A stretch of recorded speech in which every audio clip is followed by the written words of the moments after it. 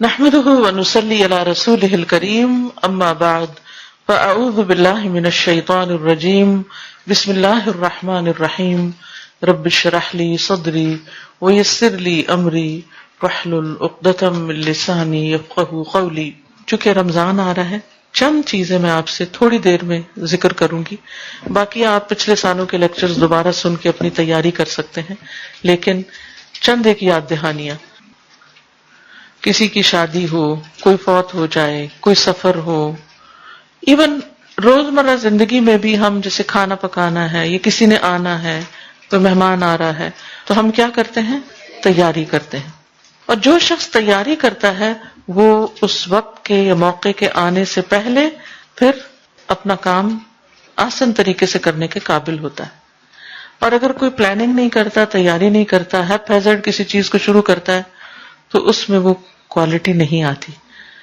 رمضان ایک نیکیوں کا موسم بہار ہے اور بہترین طریقے سے انسان اپنے جسم، اپنی روح، اپنے دل کی تطہیر کر سکتا ہے، یعنی اس کو پاک کر سکتا ہے. وہ تو اللہ ہی کرتا ہے، لیکن ایک ذریعہ بنایا اللہ نے دلوں کی صفائی کا، روح کی صفائی کا، ہماری تربیت کا اور ہمیں تقویٰ دینے کا.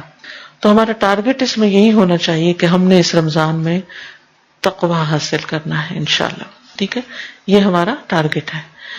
اب تقویٰ کے حصول کے لیے پھر ہم نے کیا کرنا ہے؟ سب سے پہلے رمضان سے پہلے ہی تیاری شروع کر دینی ہے. اس میں سب سے پہلی بات یہ کہ ہم اپنے گناہوں پر سچی توبہ کریں. توبہ اور استغفار ویسے تو ہمیشہ ہی کرنی چاہیے، لیکن یہ یاد رکھیں کہ گناہ نیکیوں کے راستے میں حائل ہو جاتے ہیں. نیکیوں کا موسم بہار آ رہا ہے، کہیں ایسا نہ ہو کہ آپ اس سے پوری طرح فائدہ نہ اٹھا سکیں اور آپ نیکیاں نہ کر سکیں. کیوں؟ گناہوں کی وجہ سے. اگرچہ رمضان میں بھی گناہ معاف ہوتے ہیں، لیکن اس سے پہلے کہ جتنے گناہ ہیں یا رب تو ہمیں معاف کر دے، تاکہ ہم سے بوجھ اتر جائیں اور ہم بہترین طریقے سے روزے رکھیں، بہترین طریقے سے تلاوت کریں، بہترین دعائیں کریں اور واقعی ہمیں تقویٰ حاصل ہو جائے. تو جب یہ مہینہ شروع ہو تو ہم شرح صدر کے ساتھ، اطمینان کے ساتھ اپنی عبادت اور نیک اعمال میں مشغول ہو جائیں، اس طرح کہ ہم واقعی مطمئن ہوں. تو گناہوں کے بوجھ کے ساتھ رمضان میں داخل نہ ہوں، توبہ کے ساتھ داخل ہوں، تاکہ رمضان شروع ہوتے ہی دوڑ لگ جائے. ٹھیک ہے، اور کہیں رکاوٹ نہ آئے. رکاوٹوں کو دور کرنے کا طریقہ کیا ہے؟ استغفار، سچی توبہ. وَتُوبُوا إِلَى اللَّهِ جَمِيعًا أَيُّهَا الْمُؤْمِنُونَ لَعَلَّكُمْ تُفْلِحُونَ. تم سب اللہ کے حضور توبہ کر لو اے ایمان والو، تاکہ تم کامیاب ہو سکو. رسول اللہ صلی اللہ علیہ وسلم نے فرمایا، لوگوں اللہ سے توبہ کرو، کیونکہ میں دن میں 100 مرتبہ اس سے توبہ کرتا ہوں، دن میں 100 بار. ٹھیک ہے، پھر اسی طرح دعا کرنا. دوسری چیز کیا ہے؟ دعائیں کرنا. خاص دعا کیا ہوگی رمضان کے آنے سے پہلے کہ یا اللہ ہمیں ہر طرح کی بیماری، تکلیف، پریشانی، مصروفیت سے محفوظ رکھنا، تاکہ ہم رمضان کی عبادت صحیح طور پہ کر سکیں. کوئی رکاوٹ نہ بیچ میں آ جائے، کوئی اچانک حادثہ، کوئی پریشانی، کوئی ایسی چیز بیچ میں نہ ہو کہ جو ہماری عبادت میں رکاوٹ بنے. کیونکہ بعض اوقات آپ دیکھیے کہ آپ کی بڑی تیاری ہوتی ہے کام کرنے کی، اچانک آپ خود بیمار ہو جاتے ہیں یا گھر والوں میں سے کوئی بیمار ہو جاتا ہے، تو پھر کیا ہوتا ہے؟ جو کچھ آپ نے پلان کیا ہوتا ہے وہ سب طرح کا طرح رہ جاتا ہے.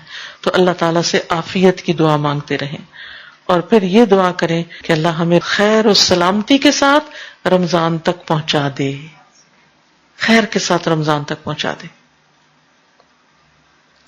اسلاف سے یوں روایت آتی ہے کہ وہ 6 ماہ یہ دعا کرتے تھے، اے اللہ ہمیں رمضان تک پہنچا دے، اللہ ہمیں رمضان دیکھنا نصیب کر.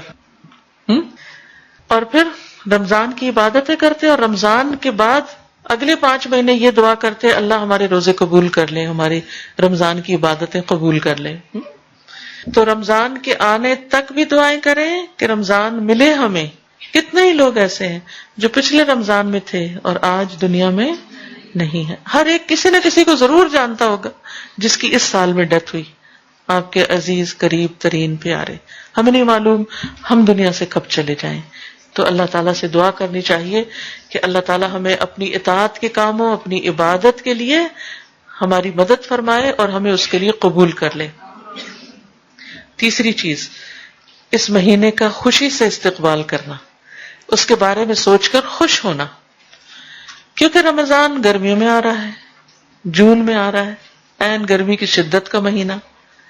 تو اس لیے کچھ لوگ اس کے آنے کی خبر سے پریشان بھی ہوتے ہیں دل میں، بڑی گرمی ہوگی، بڑی پیاس لگے گی، کاموں کا کیا ہوگا، ایسا کیسے ہوگا، ویسا کیسے ہوگا. لیکن آپ نے ہر سال دیکھا ہوگا سب کچھ ہو جاتا ہے.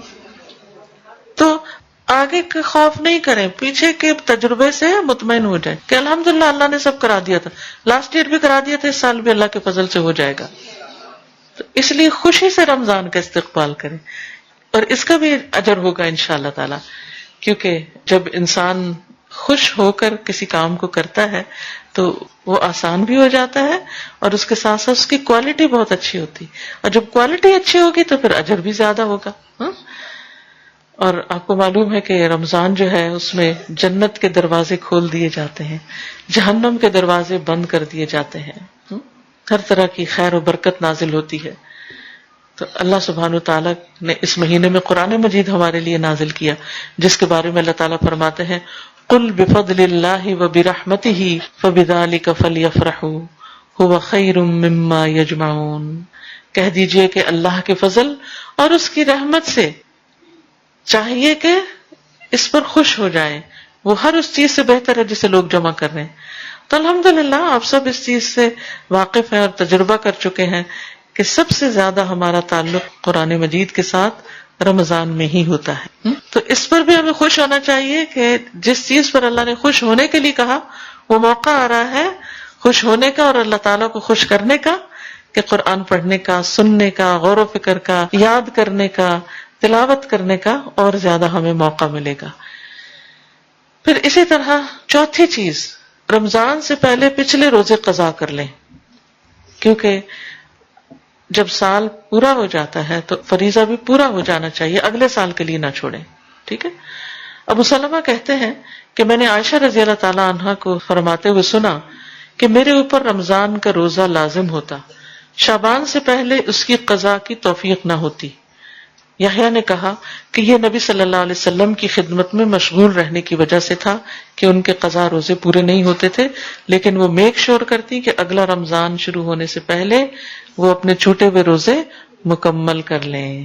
ٹھیک ہے. تو شعبان میں پچھلے جو بھی مینسز وغیرہ کی وجہ سے یا بچوں کی پیدائش کی وجہ سے روزے چھوٹے ہوں وہ اپنے پورے کر لیں، کیونکہ شعبان میں ویسے بھی نبی صلی اللہ علیہ وسلم اس میں کثرت سے روزے رکھا کرتے تھے. تو اس میں اگر قضا روزے رکھ لیے جائیں یا نفلی روزے رکھ لیے جائیں تو بہت ہی اچھا ہے. تو حضرت عائشہ رضی اللہ تعالی عنہا کی شعبان میں روزے رکھنے کی حرص سے یا توجہ سے یہ بات پتہ چلتی ہے کہ دوسرے رمضان کے آنے سے پہلے پہلے اپنا قرضہ چکا دینا چاہیے. جیسے حج پہ جاتے ہوئے ہم اپنے قرضے چکاتے ہیں نا، تو اسی طرح رمضان آنے سے پہلے بھی اپنا قرضہ چکا دینا چاہیے. پانچویں چیز، رمضان کے بارے میں علم حاصل کریں، خوب جانیں، روزوں کے احکام کا پتہ چلائیں، رمضان کی فضیلت کا پتہ چلائیں. اس کے لیے بہترین کتاب ہے شہر رمضان، رمضان کا مہینہ. وہ کتاب آپ میں سے ہر ایک کے گھر میں ہونی چاہیے، ہر شخص کے پاس اپنا پرسنل نسخہ ہونا چاہیے، اور اس میں پورے رمضان سے متعلق جو چیزیں ضروری ہیں ان کو جمع کر لیا گیا ہے. ان کو چاہے آپ نے پچھلے سال پڑھا ہو، اس سال پھر دوبارہ پڑھیں. کیوں دوبارہ؟ تاکہ ساری چیزیں تازہ ہو جائیں اور کوئی چیز رہ نہ جائے.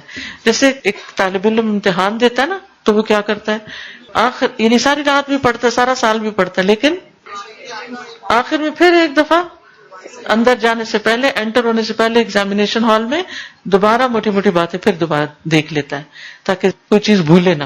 تو ہم بھی کچھ بھولے نہ اور ہر چیز اچھے طریقے سے کر سکے، اس کے لیے ہمیں اس کو پڑھ لینا چاہیے. اس کتاب کی خاص خصوصیت یہ کہ اس میں کرنے کے کام بتائے گئے ہیں، احادیث بیان کرنے کے بعد یہ کہ کرنا کیا کیا چاہیے. چھٹی چیز، رمضان کے آنے سے پہلے اپنے کاموں کو نپٹا لیں. کون سے کام؟ مثلا شاپنگ، گروسری سے متعلق اپنا راشن، دال چاول اکٹھے کر لیں، خاص طور پر بیسن وغیرہ جو آپ نے پکوڑے بنانے ہیں، کیونکہ اس کے بغیر تو ہمارے یہاں رمضان کا کانسیپٹ ہی نہیں ہے نا. لیکن یہ کہ اس سے ہم اپنے لیے بڑی مشکل کھڑی کرتے ہیں، کیونکہ کھانے میں تو مزہ آتا ہے لیکن اس کے بعد پیاس کا دور شروع ہوتا ہے جو روزے سے پہلے ہی ہوتی ہے، اور پھر اس میں مزید اضافہ ہو جاتا ہے. پھر جب ہم طالوت کی فوج کی طرح زیادہ پانی پی لیتے ہیں تو پھر تراویح پڑھنے کے لیے ہمیں مشکل ہو جاتی ہے. تو اس لیے ایسے کھانے تیار کریں، ہم خواتین خانہ ہیں، اپنے لیے بھی اور اپنے بچوں اور گھر والوں کے لیے جن جن کا روزہ ہم پہ ڈیپینڈ کرتا ہے ان سب کو ہم ہیلدی فوڈ کھلائیں تاکہ ان کا روزہ بھی اچھا گزرے اور ہم بھی سست نہ پڑیں. تو یعنی ہر طرح کی تیاری، عید کے کپڑے بنا لیں، صفائی وغیرہ کر لیں، اور جو کام آپ کو رکاوٹ ڈالتے ہیں مختلف عبادتوں میں ان کو پہلے سے ہی نپٹا لیں. 7ویں چیز، گھر والوں کو، دوستوں کو، اپنے آس پاس کے لوگوں کو رمضان کے احکام بتائیں. یعنی اگر آپ قرآن پڑھی ہوئی ہیں، خاص طور پر درس دینا جانتی ہیں، تو اپنے قریبی حلقوں میں کچھ نہ کچھ اس کی تعلیم دیں. یعنی اپنے گھر میں خاص طور پر اپنے بچوں کو لے کر کیا کریں، وہ کتاب ان کے ساتھ بھی بیٹھ کے پڑھیں، ان کو احکام بتائیں. اور باقی لوگوں کو آپ کتابیں دے سکتے ہیں، جیسے یہاں پر اجازت نہیں ہے اور گھر میں درس کرنے کی، تو ایسا کام نہ کریں جو لا آف لینڈ کے خلاف ہو. لیکن آپ کیا کر سکتے ہیں کہ لوگوں کو کتابیں دے سکتے ہیں کہ جس سے وہ اپنے خود پڑھ کے، اپنے بچوں کے ساتھ پڑھ کے اس کی دہرائی کر لیں. ٹھیک ہے. پھر اسی طرح رمضان اور رمضان سے متعلقہ اور جتنی بھی کتابیں ہوں، یعنی یہ شہر رمضان کے علاوہ دعاؤں کی کتابیں جیسے قرآنی اور مسنون دعائیں ہیں، یا کنستین ہے، دعا کیجئے کتاب ہے، اور اسی طرح صدقہ خیرات سے متعلق بہت سے لوگ زکوٰۃ نکالتے ہیں تو زکوٰۃ سے متعلق یا باقی جو بھی چیزیں ہیں آپ کے کرنے کی، ان سے متعلق کتابیں خاص طور پر خرید کر خود بھی پڑھیں، دوستوں کو بھی دیں، اور مسجدوں کے مثلا امام یا ایسے لوگ جو کمیونٹی میں کام کرتے ہیں ان کو بھی بطور تحفہ دیں، تاکہ وہ لوگ پڑھ کر پھر آگے لوگوں کو بتا سکیں. کیونکہ بعض اوقات ان لوگوں کو، یہاں کی بات میں نہیں کر رہی لیکن آپ نے دیکھا ہوگا بیک ہوم انڈیا پاکستان وغیرہ میں عموماً بعض مساجد ایسی ہوتی ہیں کہ جس میں جو امام ہوتے ہیں وہ حافظ ہوتے ہیں بس. تو حافظ، ان کو قرآن تو پورا زبانی یاد ہوتا ہے لیکن مسائل وغیرہ کا پتہ نہیں ہوتا. پھر لوگ رمضان کے مہینے میں آ کے طرح طرح کے مسئلے پوچھتے ہیں تو پھر اس سے کیا ہوتا ہے کہ وہ بتا نہیں پاتے، یا بعض اوقات یعنی کہ درست رہنمائی نہیں ہو سکتی. تو ایسی جگہوں پر کتابیں پہنچانے کا اہتمام کریں. یہ صدقہ جاریہ کی بہترین قسم ہوگی. جو بھی پڑھے گا یا آپ کی کتاب سے سنے گا، وہ جو عمل کرے گا وہ سارا ثواب آپ کو بھی ملے گا. اس کے علاوہ بھی راشن وغیرہ کی تقسیم کریں. یعنی غریبوں میں کھانا وغیرہ، اگر یا تو رمضان میں روزانہ افطاری بھیجنے کا اگر آپ اہتمام کر سکتی ہیں تو ٹھیک، اگر نہیں تو سوکھا راشن جو ہے وہ آپ غریبوں میں بانٹیں. اور اگر آپ کے نزدیک کوئی غریب نہیں رہتا تو جو لوگ یہ کام کر رہے ہیں ان کو آپ اپنے حصے کا یعنی کہ کنٹریبیوشن دے سکتے ہیں کہ وہ لوگ آگے غریبوں میں راشن دیں. کیونکہ یہ شہر المواسات ہے، ہمدردی کا مہینہ ہے، تو اس میں انسان کو صدقہ خیرات بھی خوب کرنا چاہیے. لیکن بعض اوقات ہم رمضان کا انتظار کرتے رہتے ہیں کہ رمضان شروع ہوگا تو صدقہ کریں گے. اب ہوتا کیا ہے کہ جو بیچارے غریب لوگ ہوتے ہیں وہ بعض اوقات آدھا رمضان گزر جاتا ہے اور ان تک چیز نہیں پہنچتی. تو اگر آپ ان کو کپڑا دینا چاہتے ہیں یا راشن دینا چاہتے ہیں یا کچھ بھی کرنا چاہتے ہیں تو ایسے کام بھی شعبان میں ہی نمٹانے کی کوشش کریں. وہ کھائیں گے جب رمضان میں تو ثواب مل جائے گا نا، یا پہنیں گے رمضان میں تو ثواب مل جائے گا آپ کو. ٹھیک ہے. پھر اسی طرح شعبان کے مہینے میں اگر ہو سکے تو نفلی روزے وغیرہ رکھیں. حضرت عائشہ کہتی ہیں کہ رسول اللہ صلی اللہ علیہ وسلم نفل روزہ رکھنے لگتے تو ہمیں لگتا کہ اب آپ روزہ چھوڑیں گے نہیں، اور جب چھوڑ دیتے تو ہم سمجھتے کہ اب آپ رکھیں گے نہیں. اور میں نے رمضان کے علاوہ رسول اللہ صلی اللہ علیہ وسلم کو کبھی پورے مہینے کے نفلی روزے رکھتے نہیں دیکھا جتنے روزے آپ شعبان میں رکھتے تھے.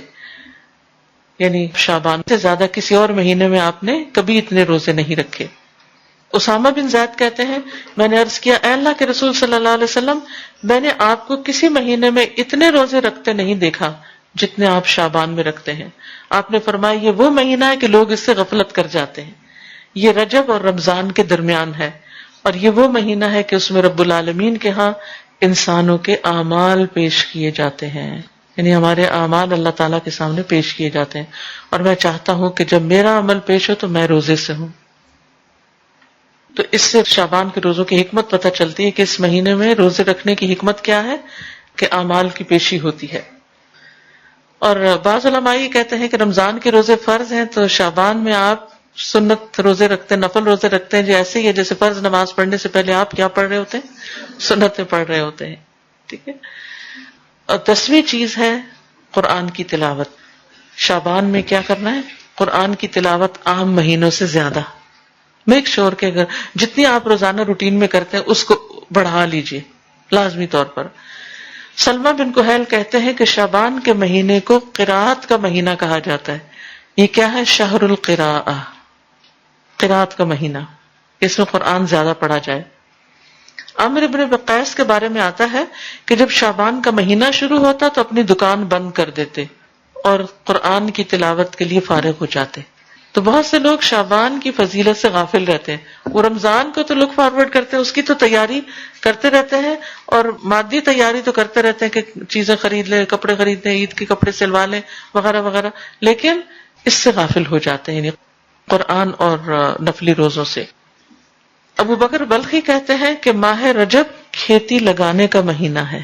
رجب کھیتی لگانے کا مہینہ ہے، شعبان کھیتی کو پانی لگانے کا مہینہ ہے، اور رمضان کھیتی کاٹنے کا مہینہ ہے. ان کا یہ بھی کہنا ہے کہ ماہ رجب کی مثال ہوا جیسی ہے کہ ہوا چلتی ہے پہلے. شعبان کی مثال بادلوں جیسی ہے کہ پہلے ہوا چلتی پھر بادل آ جاتے ہیں، اور رمضان کی مثال بارش جیسی ہے. اور جس نے ماہ رجب میں نہ تو کھیتی بوئی نہ شعبان میں کھیتی کو پانی لگایا تو وہ رمضان میں کھیتی کیسے کاٹے گا؟ گویا کسی کام کے کرنے سے پہلے اگر آپ نے تیاری ہی نہیں کی، پلاننگ ہی نہیں کی، تو جب کام سر پہ پڑے گا تو اس وقت آپ وہ کام اچھے طریقے سے کر نہیں سکتے، رمضان کے مہینے سے بھرپور فائدہ اٹھا نہیں سکتے. تو اللہ تعالیٰ سے دعا ہے کہ اللہ تعالیٰ ہمیں رمضان سے بھرپور فائدہ اٹھانے کی توفیق عطا فرمائے. وآخر دعوانا ان الحمد للہ رب العالمین. سبحانک اللہم وبحمدک، اشہد ان لا الہ الا انت، استغفرک واتوب الیک. جزاکم اللہ خیرا. السلام علیکم ورحمۃ اللہ وبرکاتہ.